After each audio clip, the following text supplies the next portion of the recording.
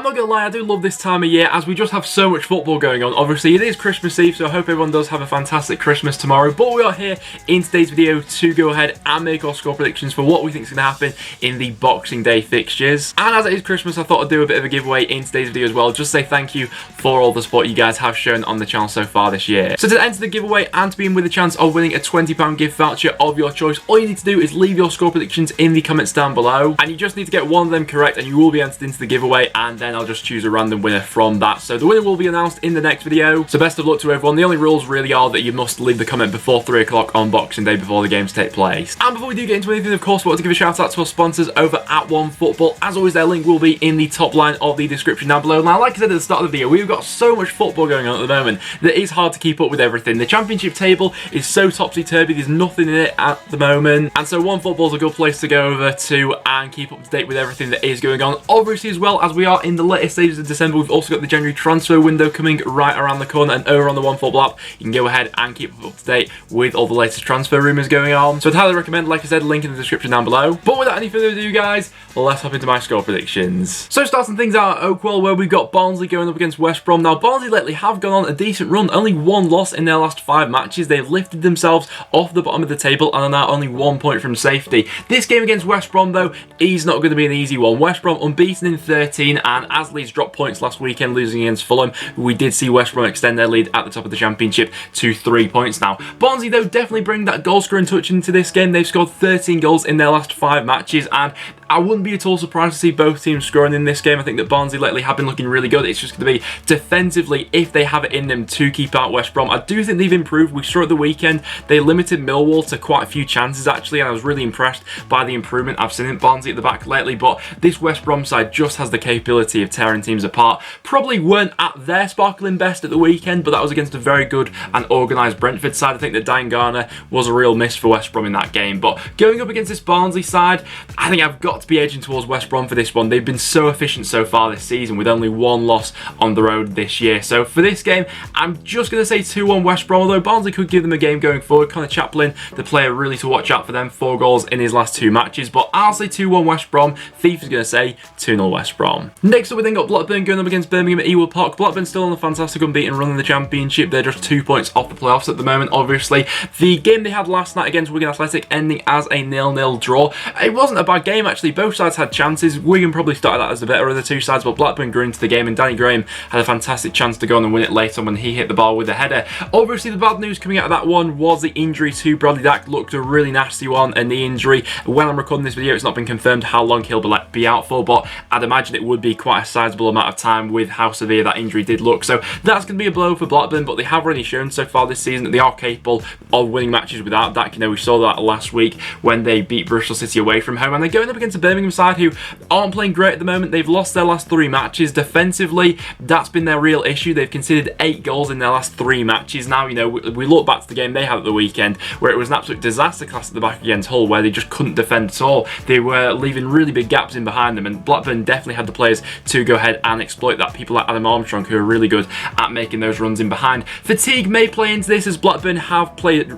recently on the Monday, so maybe that's a bit of a disadvantage. But with how both teams are playing at the moment, I'm edging towards Blackburn. I'm going to say 2-1 to the home side, with FIFA saying it'll be 2-0 Birmingham. At Griffin Park, we've got Brentford going up against Swansea. Only goal difference currently separates these 2 sides in the league, with Brentford sat in 6th and Swansea just outside the top 6, sat in 7th place. Now, Swansea lately, they did go on a bit of a dodgy run a few weeks ago, but they have picked themselves up since then. 3 unbeaten now, and they have won their last 2. AU has been the real player in form for them lately, scoring 4 goals in his last 3 matches. He, of course, popped up with the late winner against Luton in the weekend. This Brentford side, though, at the moment, I think are on the better run of form collectively over the last sort of 10 or so matches. They've been scoring a lot of goals lately, but what's been so impressive with Brentford this season is how tight they've kept it defensively. Going to the Hawthorns at the weekend was always going to be a massive test for them, but they probably came out of that at times, you know, dominating on the ball and playing the better football going forward, and they kept that really tight at the back without Pontus Jansson as well. It's not been confirmed as of recording whether Pontus Jansson will be back for Boxing Day or not. He missed out on that game at the Hawthorns with a minor injury, but even so, Brentford Brentford so far this season, very good at dominating the ball, brilliant in transition, and that forward three has been so fluid in the way they play. I don't think there'll be a lot in this one, and with Swansea picking themselves up lately, they've definitely got enough in there to hurt Brentford, but I think I'm just edging towards the home side. I'm going to go 1-0 Brentford. I don't think there'll be all too much in this one. Thief's going to say 1-0 Swansea. That really one could go either way. Cardiff versus Millwall is our next fixture, and another one where only goal difference separates these two sides at the moment. So we've got a lot of games going on Boxing Day between sides close to each other, but both teams coming off not their greatest performance at the weekend. They've only lost one of their last 5 each team, but I'd probably say that at the weekend, Cardiff's 0-0 draw with Preston and Millwall's loss against Barnsley, maybe the worst they've each played under their new managers. You know, Cardiff against Preston didn't really get out of their own half, especially for the first half. I mean, Lee Tomlin really had their only chance for that game. Apart from that, didn't create a lot going forward. Defensively, they were fairly resolute, but Preston probably should have gone to score. Millwall quite similar to that against Barnsley, really struggled to get going. Barnsley limited them quite well in that game and obviously popped up with the late winner. So they'll both be looking to bounce back in this one, and over the general flow of, you know, how Gary Rowett's been doing at Millwall and how Neil Harris has been doing at Cardiff, I've been really impressed by both managers. So they'll both be looking to bounce back in this one. Two very robust sides, and with how they are both sat next to each other in the table, I don't think there'll be all too much in this game either. I'm going to go for a 1-1 draw, and FIFA's going to agree with me for that one. Charlton versus Bristol City is up next, and another tough one to call for me. Neither side on a brilliant run at the moment, with Charlton only winning 1 of their last 14 matches in the league, and Bristol City losing their last 3 matches. At one point, it was looking like they may be a sure bet for the top 6, but after this recent run they've gone on, going forward looking a little bit limited, although I did think they got a little bit unfortunate with the result of the weekend, losing 1-0 away at Sheffield Wednesday. It wasn't a great performance, but with the penalty at the end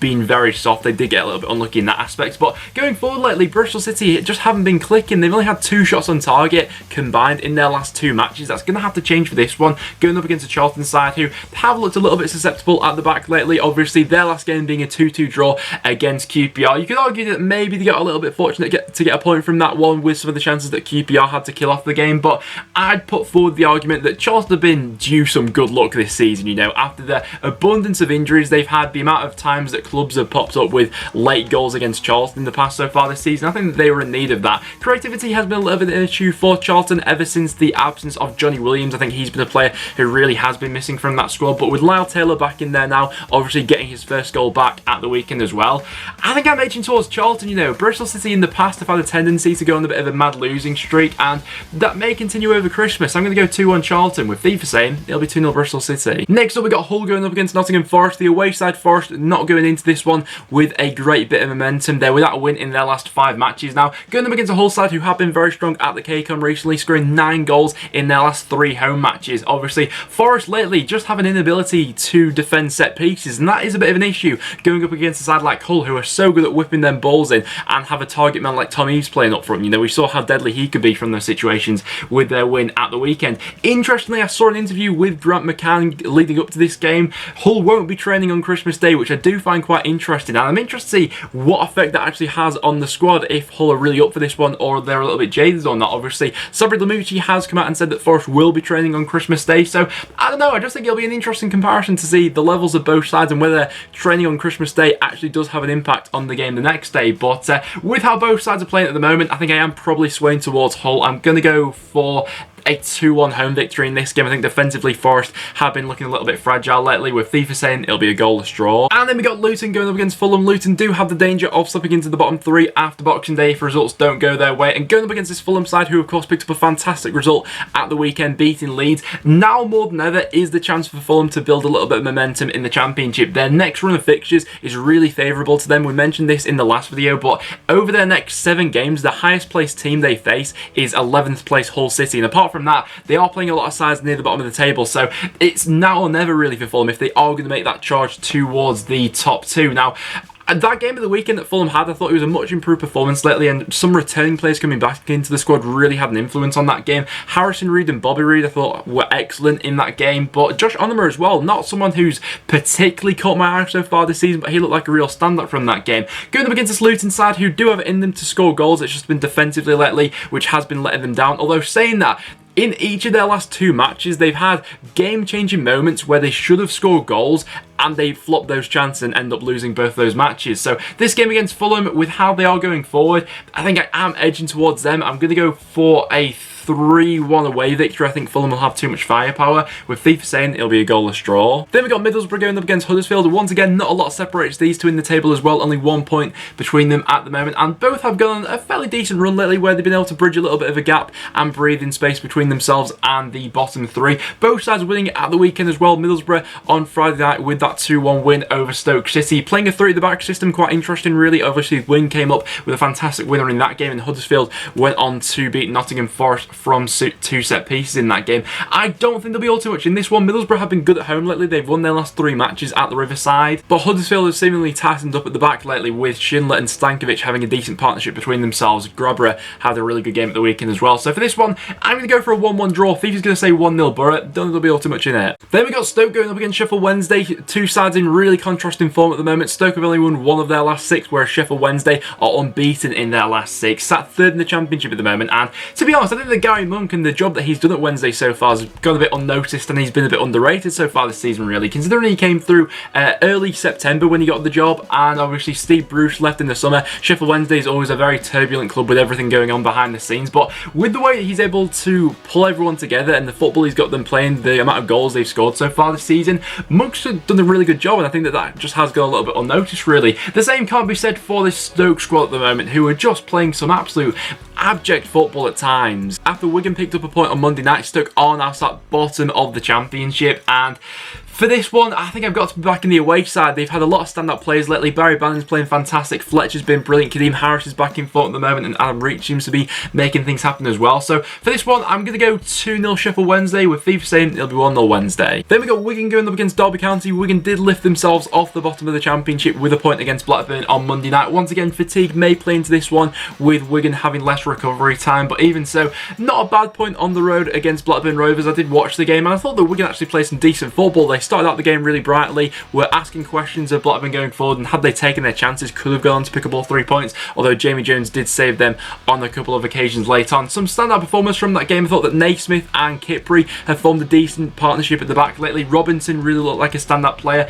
Evans in midfield was good, and Windass was running for the whole time he was there really. Going up against this Derby side, their away record has been less than impressive lately. Of course, that coming off the back of that 3-0 horror show they had against Reading. They weren't helped by the early red card to Scott Malone in that game, but even so, another poor performance from Derby, who have just looked really rigid so far this season. There's not really been much fluidity to the way they're playing, and a lot of occasions it's just looked like 11 individuals out there with not a lot of cohesion between them. For this one, although neither side's been on a great run lately, I think I'm edging towards Wigan. I'm going to go with a 1-0 home victory for Wigan in that game, with FIFA also agreeing with me. Next up, we have then got Leeds going up against Northend. Leeds are going to look to be getting back to winning ways after a draw and a loss in their last 2 matches. The game against Fulham being a bit of a weird one really, with that whole penalty decision and everything that went on after that. Going up against Preston at the moment, away from home, it's been frustrating performances more than anything else. We've not scored from open play in our last 6 away matches now. We are the lowest scoring side away from home in the Championship at the moment, which has become a little bit of a concern. The game we had at the weekend against Cardiff,